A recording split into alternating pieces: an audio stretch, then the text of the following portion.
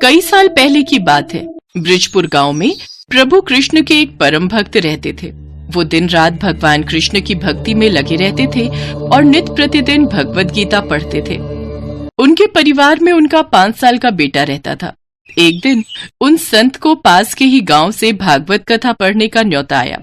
वो जाना तो नहीं चाहते थे, लेकिन फिर भी उन्हें जाना पड़ा। भागवत पर जाने से पहले रामपाल ने अपने बेटे मनु से कहा, बेटा मनु, मैंने रोटी बनाकर रख दी है, पहले लड्डू गोपाल को भोग लगा देना, फिर तुम खुद भी खा लेना। जी पिताजी। रामपाल वहां से चला गया। इसके बाद मनु ने थाली में भोग लगाया और भगवान कृष्ण के आगे वो थाली रख दी और उनसे हाथ जोड़कर कहने लगा, ये लीजिए प्रभु, भोग ग्रहण कीजिए। लेकिन कुछ देर बाद भी मनु ने देखा कि खाना वैसे के वैसा ही रखा हुआ है। फिर वो बड़ी ही मासूमियत से कृष्ण जी से कहता है, प्रभु आप भोजन कर लीजिए ना, आप भोजन करेंगे तभी मैं भोजन खाऊंगा, नहीं तो पिताजी मुझे बहुत डांटेंगे। उस बालक की बात सुनकर कृष्ण जी को उस पर दया आ गई और वो बाल रूप में वहां प्रकट हुए और भोजन करने लगे। ये देख मनु बहुत खुश हुआ। फिर मनु ने भी खुशी खुशी अपना भोजन किया। शाम को जब रामपाल घर लौटे तो उन्होंने मनु से पूछा, बेटा तुमने ठाकुर जी को भोग तो लगा दिया था ना? हाँ पिताजी, और उन्होंने सारा खाना खा भी लिया था। ये बात सुनकर रामपाल मुस्कुरा दिए। अब ये रोज का ही नियम हो गया था। रामपाल सुबह भोजन बनाकर चले जाते और मनु कृष्ण जी को भोग लगा देता और कृष्ण जी बाल रूप में आकर भोजन ग्रहण कर लेते। एक दिन मनु अपने दोस्तों के साथ खेल रहा था। खेलते खेलते उसे याद आया, कान्हा जी को भोग लगाने का समय हो गया। वो बेचारे भूख के मारे रो रहे होंगे, मुझे घर जाकर उन्हें भोग लगाना होगा। मनु जल्दी से घर आता है और कान्हा जी को भोग लगाता है। ऐसे ही एक दिन रामपाल ने सोचा, ये मनु रोज जो भोग लगाता है, क्या वो सचमुच में बाल गोपाल ग्रहण करने आते हैं? आज कुछ भी हो, इस बात का पता तो लगाना ही होगा। उस रोज रामपाल ने लड्डू का भोग बनाया और मनु को बोले, मनु भगवान को भोग लगा देना, मैं भागवत पढ़ने जा रहा हूँ। इसके बाद वो बाहर निकल गए और चुपके से खिड़की से झांक कर देखने लगे। उन्होंने देखा जैसे ही मनु ने भोग लगाया तो कृष्ण भगवान बाल रूप में आकर लड्डू खाने लगे। रामपाल दौड़ते हुए अंदर आए। उनके आते ही कृष्ण भगवान ने लड्डू गोपाल बाल प्रतिमा का रूप धारण कर लिया। रामपाल रोते हुए कहने लगे, प्रभु आखिर मेरी भक्ति में ऐसी कौन सी कमी रह गई जो आपने मुझे दर्शन नहीं दिए और इस बालक को हर रोज दर्शन दिए। तभी एक आकाशवाणी हुई, वत्स, बालक का मन सच्चा है, उसके मन में कोई छल कपट नहीं है, इसी कारण मैं इसके समक्ष प्रकट हुआ। जो भी सच्चे दिल और भक्ति से मुझे याद करता है, मैं उसके समक्ष प्रकट होता हूँ। रामपाल को समझ आ गया कि भगवान क्यों उस नन्हे से बालक को दर्शन देते हैं। बस उसी दिन के बाद से भगवान श्री कृष्ण के लड्डू गोपाल स्वरूप की पूजा अर्चना होने लगी।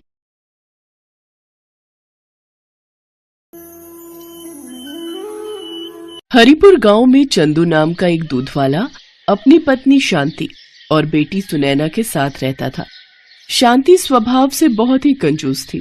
वो कभी भी किसी को 1 रुपया भी दान में नहीं देती थी। ओ सुनैना, ये दूध का भरा गिलास किसे देने जा रही है? माँ, वो एक बूढ़ी अम्मा दरवाजे पर खड़ी है, उन्हें बहुत भूख लगी है।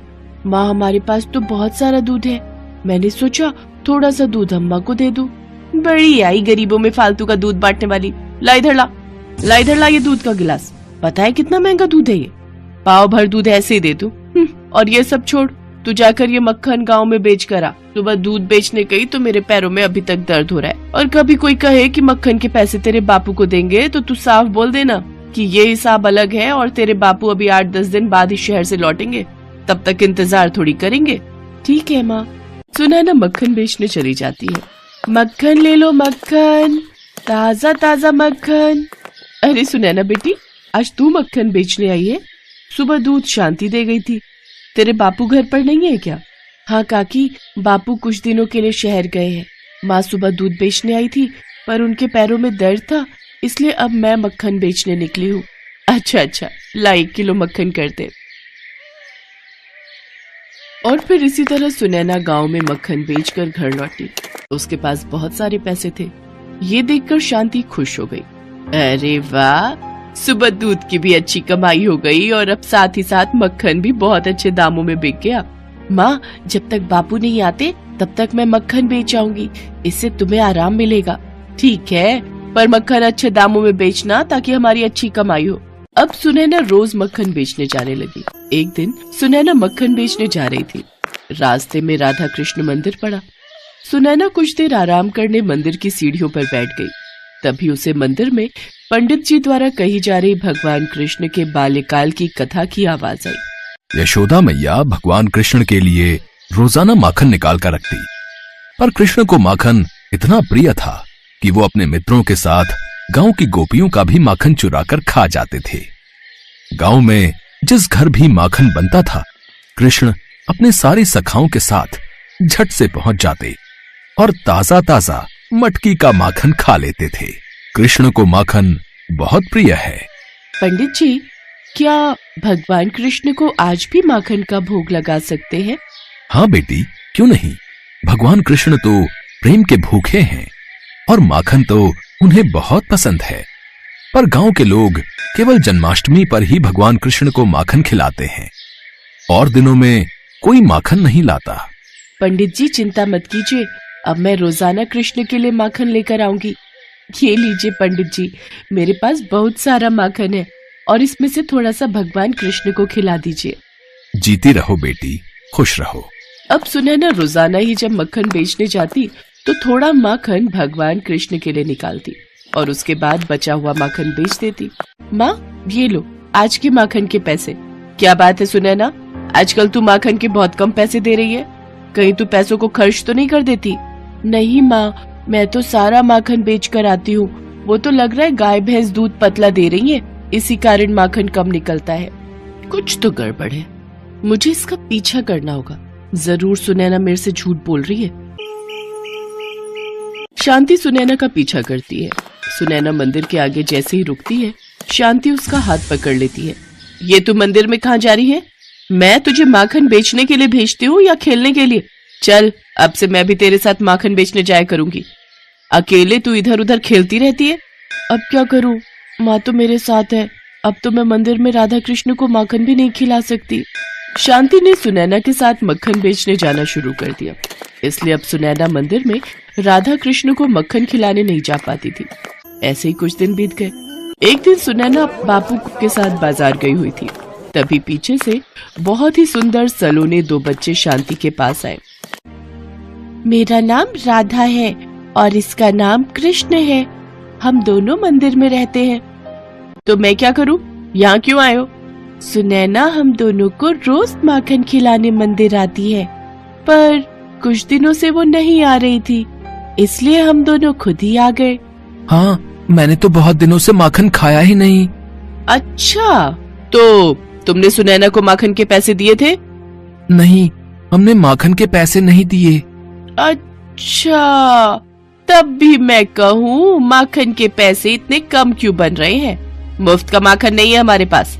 अगर तुम्हारे पास पैसे हैं तभी माखन मिलेगा। और हाँ, इतने दिनों से तुमने जो माखन खाया है ना, उसके भी पैसे मैं वसूल करके रहूंगी। लाओ पैसे दो। हमारे पास पैसे नहीं है। हाँ, ये हमारे पास सोने के कड़े हैं, आप ये रख लो। अरे वाह, माखन के बदले सोने के कड़े।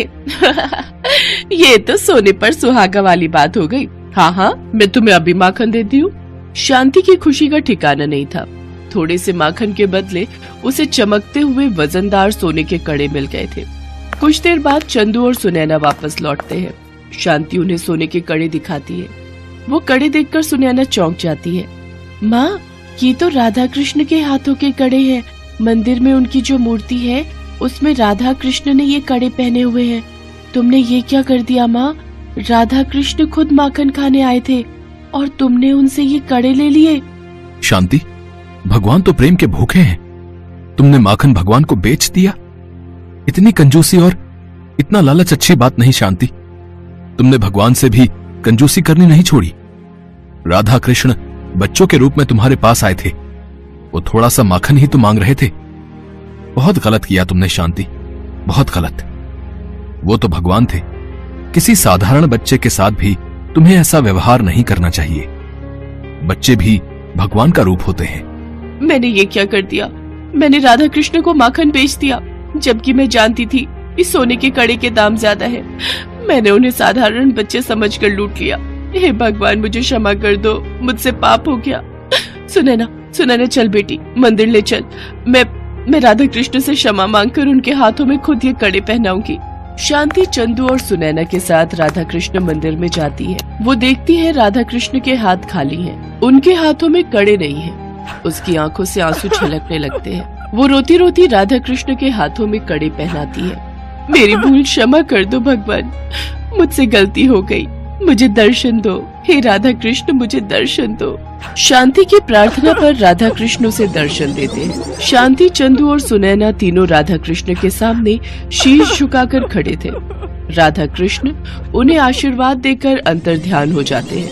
उस दिन से शांति ने कंजूसी करना छोड़ दिया। शांति अपनी बेटी सुनैना के साथ रोजाना माखन का पहला भोग राधा कृष्ण को ही लगाती थी। उसके पश्चात ही वो माखन बेचा करती थी। शांति ने गरीब और मजबूर लोगों की भी सहायता करनी शुरू कर दी थी और अब वो दान पुण्य किया करती थी।